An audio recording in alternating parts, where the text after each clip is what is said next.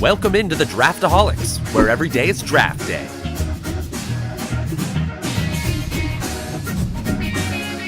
What's up, Draftaholics? How you doing? It is opening night!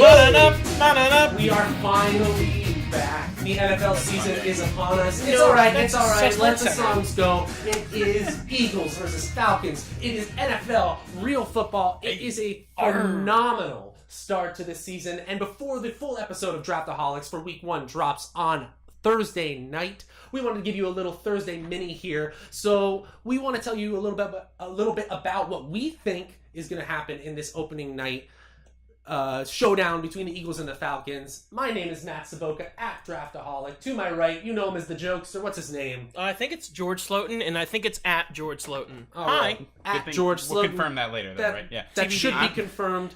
I'm William Spinato at W Spinato on Twitter. 2 N's, 1 T. Guys, so happy to be with you. You are hopefully with your friends. You're hopefully about to lock in those lineups, get the first taste of fantasy football in the regular season action. So I have a quick question of the hour, of course, today, guys. Favorite game day snacks? You're hanging with your friends. It's that opening night party, or maybe it's Sunday that all the guys are coming over, or girls. Everyone's coming over. But it's game day. It's finally the time. It's that game day party. What's that number one snack you want to make for everyone, or you want to eat, you just hope is at the table waiting for you when you get there? You know, I was going to go with my mom's chili, which is kind of a staple on game day, but that's, that only kind of works later in the season when it's cold. So I'm going to go with a classic all year long. That's the nachos. My favorite thing to do with nachos on game day is to make them multiple times and throw in whatever you've got in the kitchen. If you've got some olives, Love olives on the nachos. That sounds amazing on your nachos. Yes. Like, you need the That's cheese. the first thing you started with? You need no. Like You need the bangos, cheese and chips basis, but you can throw anything on there. It could be olives. It could be if you Cheerios? have red or white onions. Do you know Cheerios any on other nachos small sounds things fantastic. other than olives? You said olives a lot. No, Yeah. no. You can. Great But you can put anything on there, and you can make them multiple times throughout the You know who loves nachos? Duke eating nachos. Duke Ianacho. I don't think he's still in the league, but boy, top 5 name ever. George, how about you? What's your favorite game day snack? Yeah, I like everything. I mean, part of me wants to say, whatever my opponents are allergic to, just to continue the gamesmanship. Yeah. I love spinach dip, guys, and I really like the scoops. Wow. Number The scoops. I really do. Right, The wow. scoops. The scoop Tostitos. It's like a burrito bowl, a little burrito bowl in every scoop. That's a stack I can get behind. I know that's a like stack. it. I don't know. That's the stack. I just can't. That's it. Spinach and scoops at number 1 for George. I know, it's like William's I like wrong it. pick. I love it. Okay, it's good. Like, spinach dip is good. What's your really cool snack, All right, Matt? I know the I'm sure fantasy it's gonna be footballers awesome. in recent years have made this popular. I always knew it as 3-2-1 dip. That's where you get 3 containers of cream cheese, 2 containers of the green chilies and diced tomatoes. They're in a can, and 1 Jimmy Dean sausage. 1 Jimmy Dean sausage. You make it up in the frying pan. You put it all in a slow cooker. Hour and a half later, you have the best dip you have ever tasted. It's 3-2-1 dip. It's amazing. It's creamy. It's cheesy. Never heard of this. It's got peppers, but it's not too We've spicy. known you for almost a decade, and you've never made this for us. I have Yeah, it sounds like absolutely you're made it hosting for us on parties. Thursday have? night, bro. Absolutely have. You just didn't know it as 3-2-1 dip. Okay, sure. Check it out. I believe the fantasy footballers have a YouTube clip on how to make it even further. If I find it before Wednesday when I post this, I will absolutely put that in the program notes. Shout out to the fantasy footballers. They did it right. That's the one overall. Shout out to cream cheese. Yeah. hell Cream yeah. cheese. So versatile. So incredible. All right, moving on. All right, next segment. Now that we're into the regular season, you of course want to know what's going on in the news and notes of the world. So what we want to do is give you a rundown here of just a 2-minute drill. Basically, we're going to run down Roto-World, some of the news and notes you probably heard on other sites, and just give you our quick take really, really fast. 2 minutes. Here we go. Running down. Okay, guys, as we said, Jerick McKinnon, torn ACL. Really quick, one name I want. Who is the leading rusher and receiver for the San Francisco 49ers in the backfield? Chorizo. Burrito.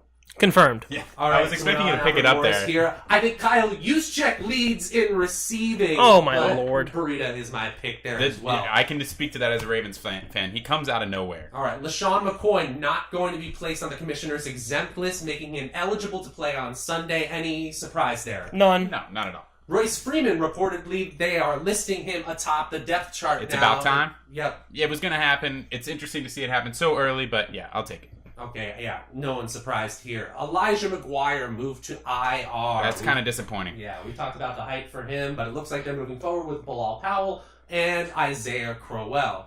Deontay Thompson signed by the Cowboys. Does that change your opinion of that world? Not Jared particularly, no. No.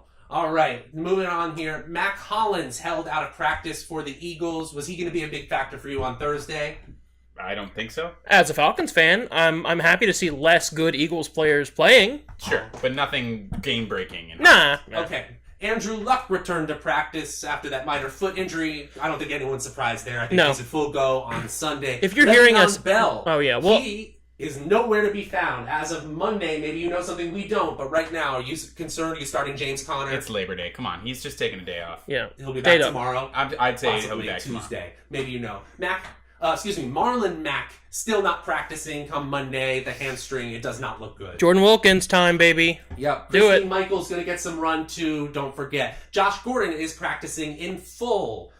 We're queuing him up, right? Yeah, absolutely. This is go time. Yeah, I think He's exciting. Yeah, it was. They were keeping him away from Hard Knocks, or he was staying away from Hard Knocks. Right. There was nothing to worry about. Right. Saquon Barkley said he is ready for a full workload. Do you believe him? Sure. That's our timer there. That's our 2 minutes is up. And Saquon Barkley, I believe, is going to get his regular workload. I really think if there was a game a week and a half ago, he could have played, but they were playing it safe. Sure. Finally, Brandon LaFell signed to a 1-year contract by the aged Raiders. Wow. Anything move the needle for you?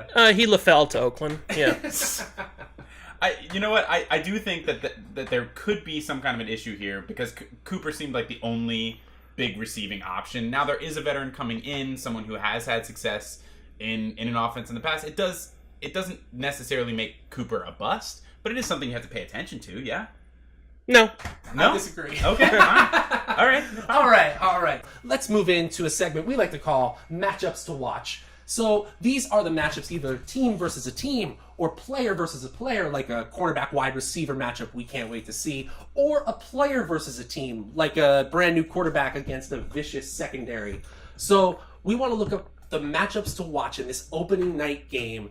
Eagles versus Falcons. For me, guys, it's this Eagles tight ends scenario where they could just dominate the targets. I know there are going to be a lot of people on Mike Wallace and Nelson Aguilar this week in DFS, in all sorts of fantasy football, redraft lineups even, because of the absence of Alshon Jeffrey and Carson Wentz, really. So expect to see Nick Foles throwing shorter, and that means Zach Ertz. It probably also means Corey Clement, Darren Sproles, and Jay Ajayi. But don't be surprised if Dallas Goedert, the rookie, has a Tariq Cohen type entrance into the NFL. If you remember, Tariq Cohen had, just an incredible fantasy day. The first week of the season, they basically hit him under wraps for that first game. Don't be surprised if Doug Peterson cues it up for the Trey Burton replacement, Dallas Goedert. Love him as a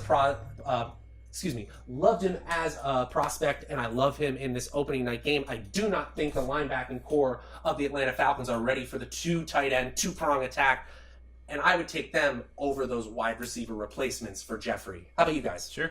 Can I first of all say I'm always excited for a matchup between the aviary teams. They always are scrappy and double birds! Yeah, double birds. Yeah, I'm into it.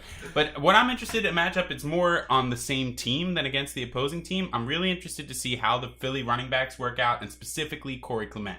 He never received more than 15 touches last year in a game. So yeah, he's not exactly gonna emerge as, I'm not saying he's going to overtake Jay Ajayi as the bell cow here, but I'm really interested in seeing how he's going to be used.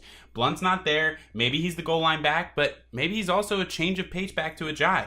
No, they definitely want to use Sproles. They love him there. He didn't retire last season. He's going to go out with a bang. I feel like he's going to catch the majority of the passes, but we have no idea. We haven't seen what Corey Clement will do. He was being really hyped up earlier in this offseason, and then since then he's kind of fizzled. Guys like that in the fantasy community always really interest me because there was a reason for the peak in interest early in the offseason, and things kind of started to dwindle as the rookie running backs had more of a chance of taking over a backfield. I'm really interested in seeing what Clement looks like on Thursday night. Interesting. Totally down to see that as well. I'm going to have to see that because I'm going to watch the game. That's great, George. Yeah, I watch the game. I'm a Falcons fan, and I like football. We enjoy it. Yeah, we enjoy football. So there are a lot of teams in the NFL where you really have a clear-cut second target option, a clear, whether it be the Marvin Jones of the Lions, you name it.